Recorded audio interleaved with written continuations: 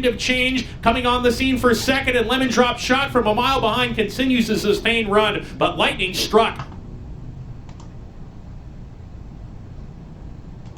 Hello, it's Bob Pandolfo on Wednesday, January 8th, 2025. Welcome to Power Pace with Pandy, and today we're going to talk about picking long shots and kind of a general look at how do you actually show a profit betting on horses.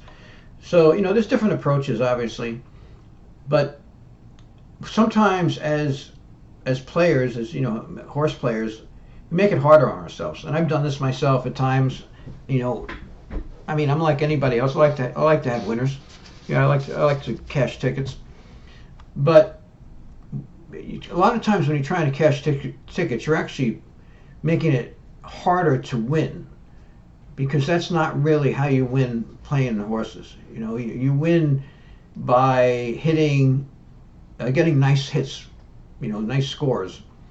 Don't have to be necessarily, $20,000 pick four, pick sixes or something like that.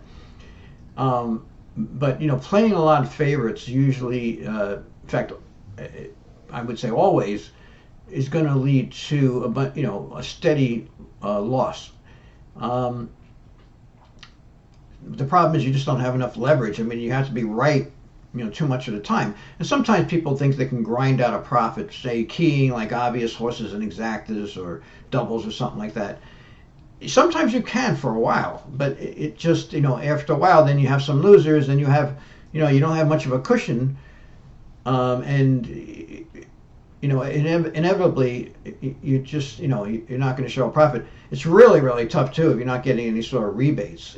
People that try to grind out a profit with, more obvious plays, if they're getting a rebate and they're betting a lot of money, maybe they can, show a very, very small profit. But even then, like I said, without the leverage of some good prices, it's very difficult. So how do you pick long shots? I have computer systems that are good at it. Now here's like one of my systems, Formula Pro. It has a couple of good long shot indicators: race distance and form and fraction are three of them that pick long shots pretty good. This was a horse at Oakland Park on January 3rd, 2025. He was ranked first on race distance, second on form, and he won and paid $66. And the top ranked horse in the race, according to the ratings that you would use for a sprint, which is mainly pace, but it also was ranked first on stamina and ability. Wind of Change, he finished second, and exacta paid $529. And on Power Pace, my other system, it picked the 1-4 first and second ranking on speed, which is normally what I recommend to on Power Pace, to rank them on speed. So these two horses finished first and second. You saw at the beginning that Lightning Struck. That was the race I showed at Oakland Park. $529 exacta for a a $2 bet. And there's it just so happens that I try to develop these systems to pick long shots. Here's another one in Oakland Park on the very same day, January 3rd. This horse, Pepper's Girl Friday, was ranked first on form, and the horse paid $91.20 in a 1 mile claiming race. Oakland Park has these big fields, so you have a better chance of getting long shots. And they have very competitive racing. But form, race distance, fraction have been the best long shot indicators on Formula Pro.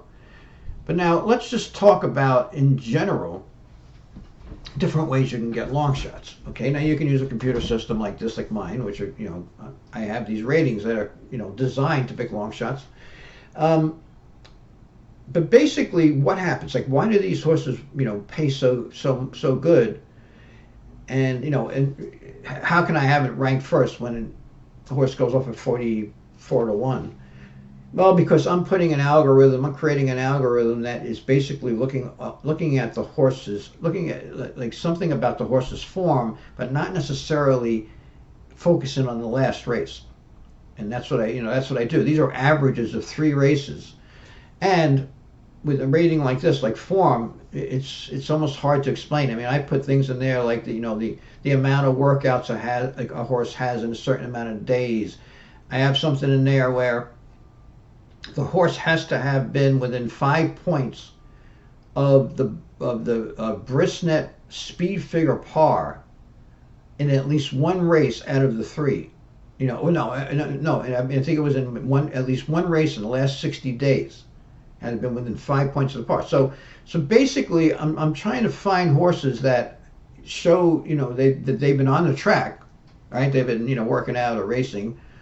So they have some sort of current form, and they've shown that they can run to the par, to how fast they need to run to win this race. Then you may be saying, well, how the heck can this horse pay $91 if we can run, to par? Well, because it probably had a bad last race, When you're using computer systems to pick long shots, you have to be careful not to look at the form and get thrown off, because you can look at it and say, oh, this horse doesn't look good, and of course then you miss a $91 horse. I created these algorithms with logic from my 40, well, how many years? Over 50 years of playing the horses and handicapping and studying these things and testing. So I mean, I don't just like throw something together and say, geez, I wonder if this will work. No, I think about it. I think, hey, I think this might work, and then we test it. If it doesn't work, then we say, okay, let's try something else. Now, if you were trying to pick long shots off of the past performances without using a computer system, you could do the same thing. You have to have a analytic mind where you can think out of the side of the box, because the horses that win, pay good prices, are usually horses that have already shown that they can run fast enough to beat those horses. All right, but they haven't run that good in their last race or two. And if you look, if you go look at long shots, like after the races, when you see a horse that won, go in and look.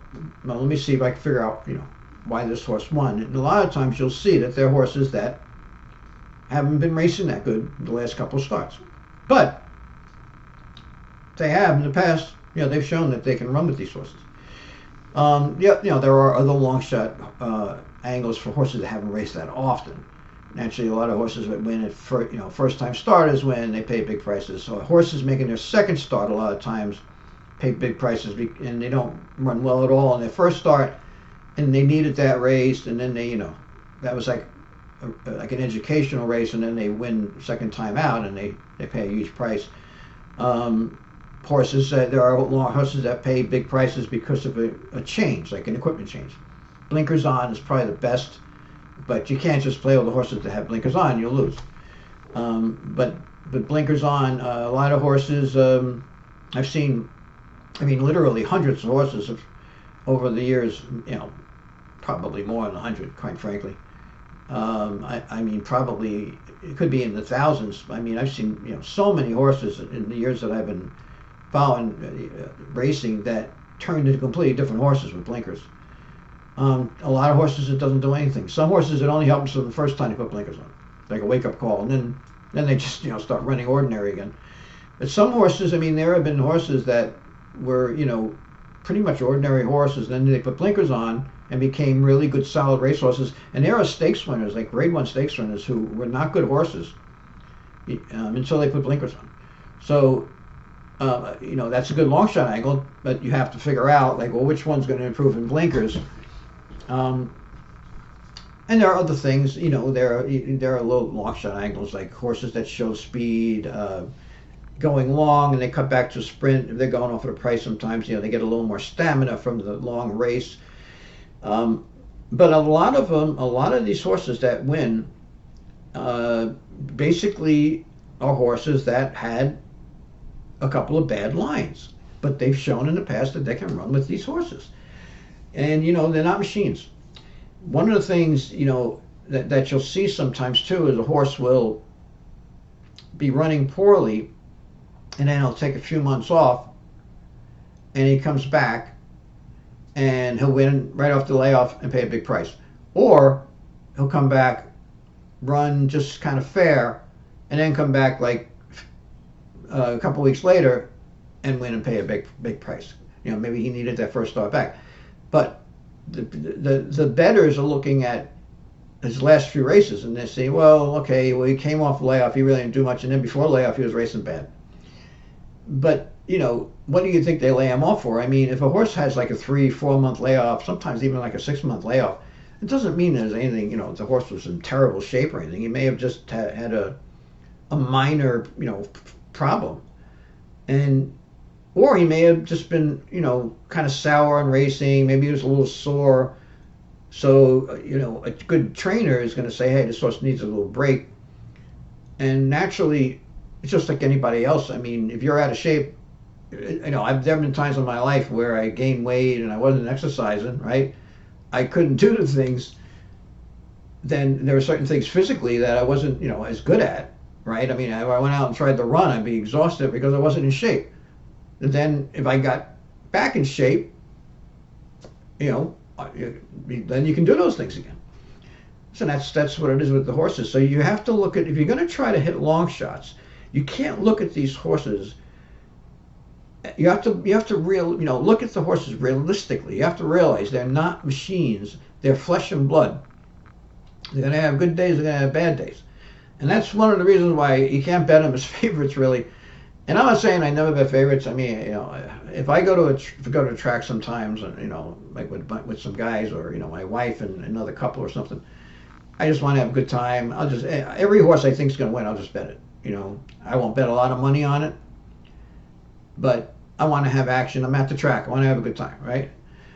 But when I'm betting, at home here, and I'm looking for horses to bet, I really, I know from all my record keeping, from all from the years of betting the horses, that like there were years where I had a really nice profit. For instance, I went back and I looked at all the bets, and basically I have like 4 or 5 big hits.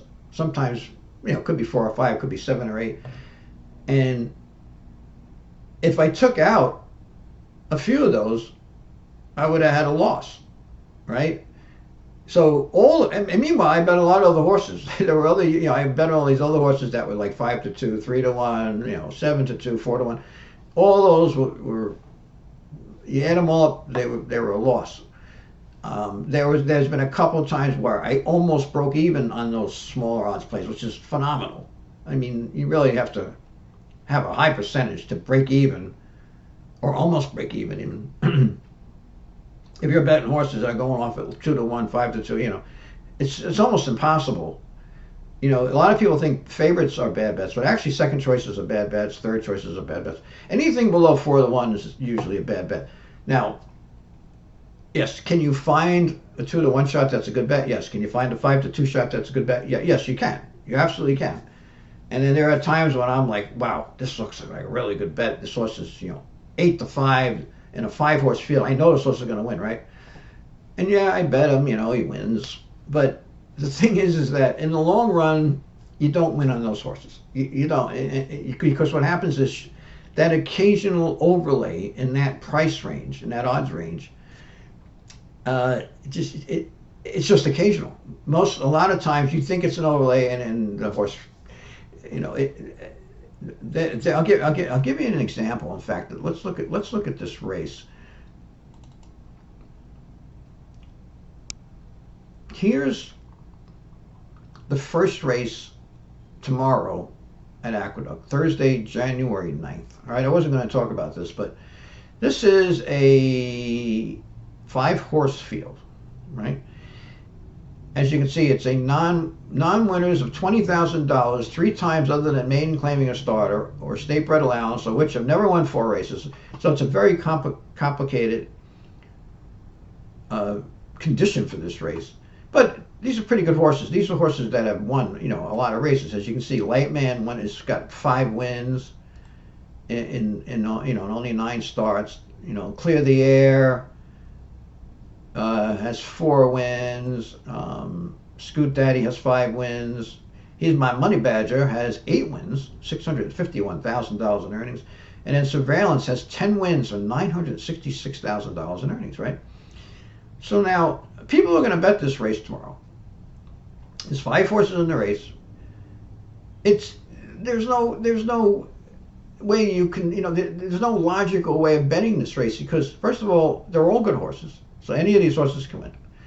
You can't really figure out the pace. It's a 5-horse field. It doesn't even make any difference. Like, if it's a fast pace, slow pace. I mean, even if its pace isn't that fast, there's only 5 horses, so some horse could probably close and catch him anyway. You have all veteran trainers, and you have a couple of trainers. Now I picked this horse. He's only because Brad Cox freshened him up. He's second off a claim. He's a high percentage, but I mean, I would bet the horse. I mean, you have top trainers in here, Linda Rice in here. Every one of these horses in this race is a very good sprinter. All right, none of them are really going to be a long shot. It's only 5 horses in the race.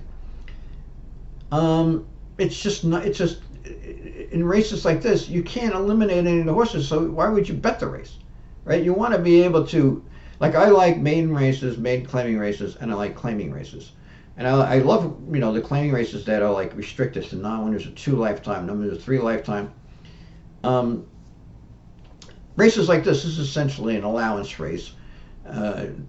There's an optional tag, I guess, right? Yeah, an optional $80,000 tag. But I mean, you have all these professional racehorses. One of them may feel good this day and run his eyeballs out, or there's a very good chance that they'll all run their eyeballs out, and the horse that gets the best trip will win. It's you can't bet races like this. But people are going to bet this race, and you're gonna have somebody going off at 8-5 here, and people are gonna bet it. It's not going to be a good bet. The second choice isn't going to be a good bet. The third choice isn't going to be a good bet. There aren't going to be any good bets most likely in this race. It's just not a good betting race. So, and I don't like races where I can't eliminate horses, because like if there's like an 8-horse field, say, and it's like a non-winners of 3 other than, we have all these horses that are like won like 10 races, and every horse has a chance.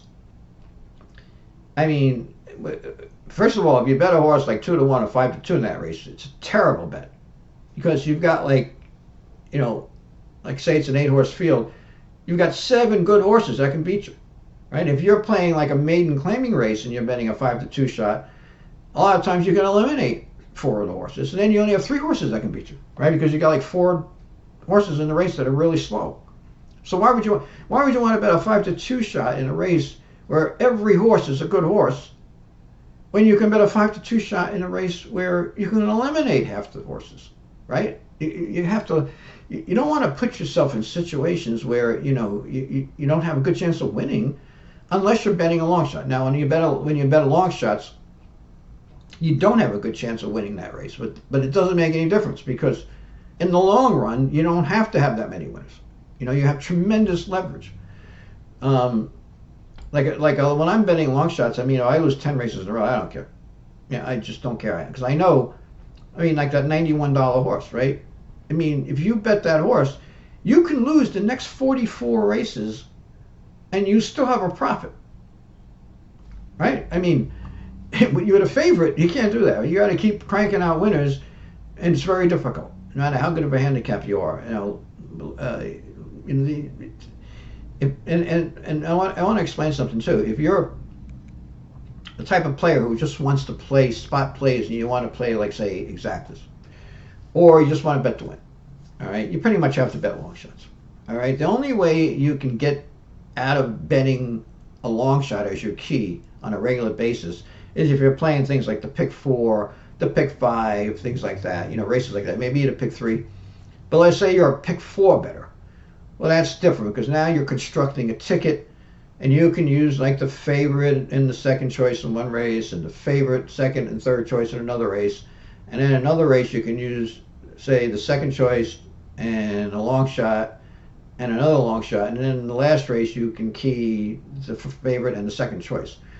So you've played favorites in 3 out of the 4 races. You know what I mean? You're putting together a ticket. That's a little different. You still have to be good at spotting long shots, because if you don't throw long shots and you pick 4s, if you're trying to hit like pick 4s that pay like $50 to $100, you're not gonna win.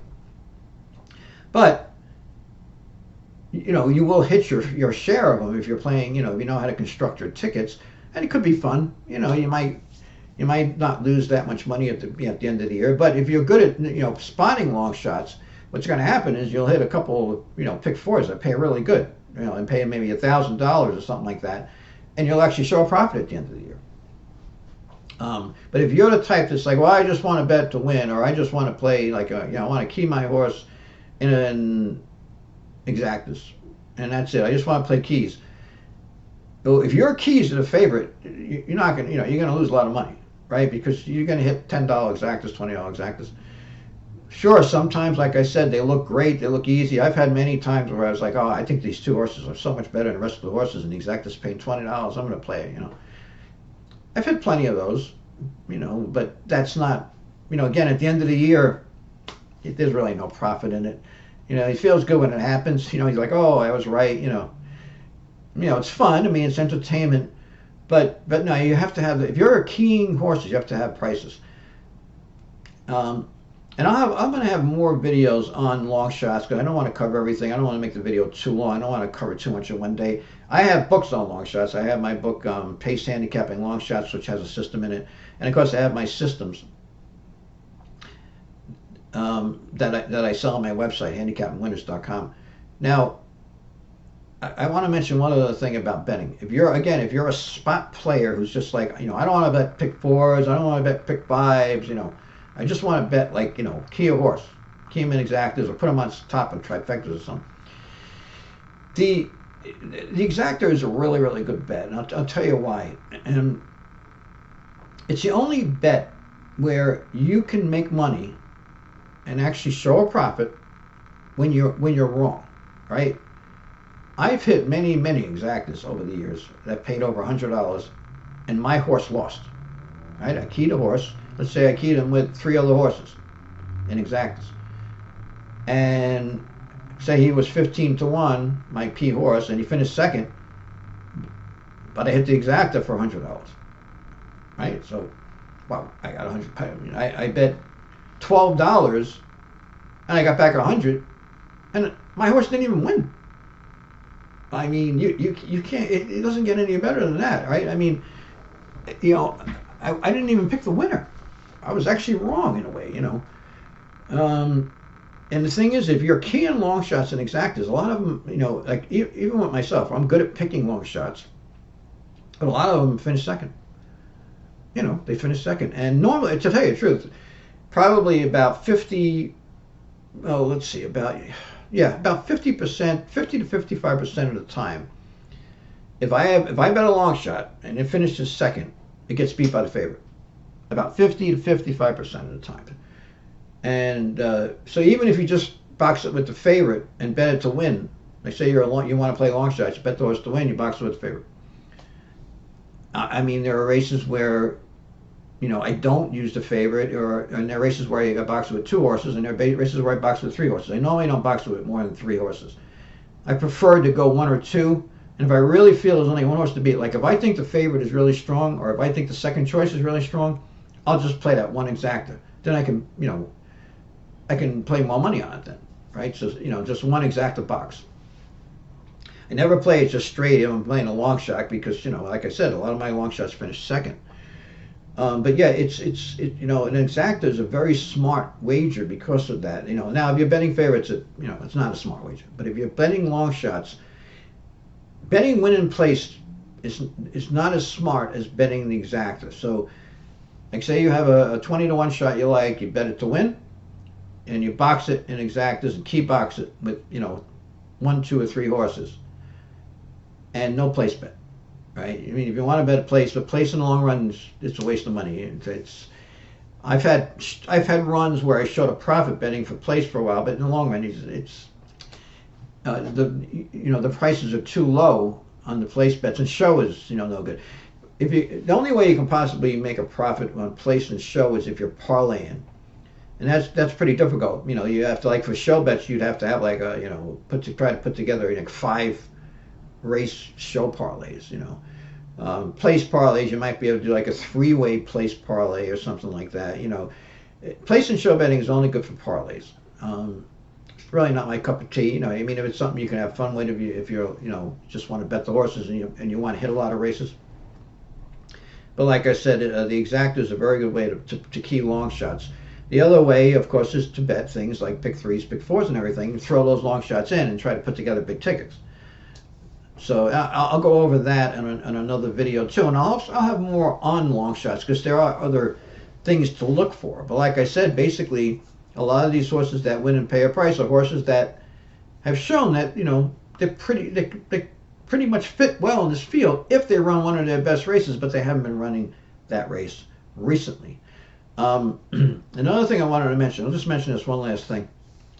When it comes to these speed figures and these pars, all right, one of the mistakes a lot of people make is they look like, you look here and you say, okay, wow, this horse ran a 94 and a 95, and so you're looking at other horses and you think, well, I need to find another horse if I'm going to bet, I got to find a horse that can run at least like a 90 or 92, 93, Believe it or not, a lot of horses that win actually have speed figures that are something like 8 to 10 points below the better speed figures in the race.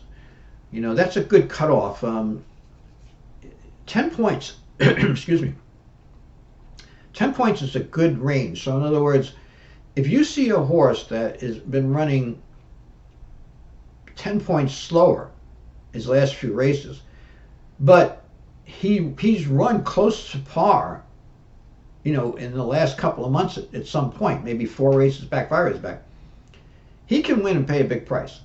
I mean, many horses, believe me, I've studied this, win even though their recent speed figures are 5, 6, 7, 8, 9, 10 points below the better speed figures in the race, right? Because they just haven't been running as fast as they can. But in the past, they've run, and they don't necessarily even have to hit par in the last, few months. If they've come close to par, they still have a chance. Sometimes it helps if they have good workouts and everything, but I'll talk about that stuff again in another video. But I just wanted to touch on some things about long shots. You have tremendous leverage with long shots, though, because you don't have to be right that often. And there's still a lot of good long shots. I mean, some people put down racing and say, it's not as good as it used to be, and there's these, batch betters, or hurting the odds. I mean, there's plenty of huge prices still. It helps to find a track where the racing is competitive. Right now in the winter, you've got Tampa Bay, Oakland Park, Gulfstream has good racing. Santa Anita has good racing, but they have shorter fields. But Parks has big fields, even though they're cheaper horses. You can get long shots there. Turfway Park has a lot of long shots. So anyway, that's it for today's video. Please do me a favor and subscribe to my channel. I'd appreciate this way I can keep doing these videos, and lots of luck, and thanks for tuning in.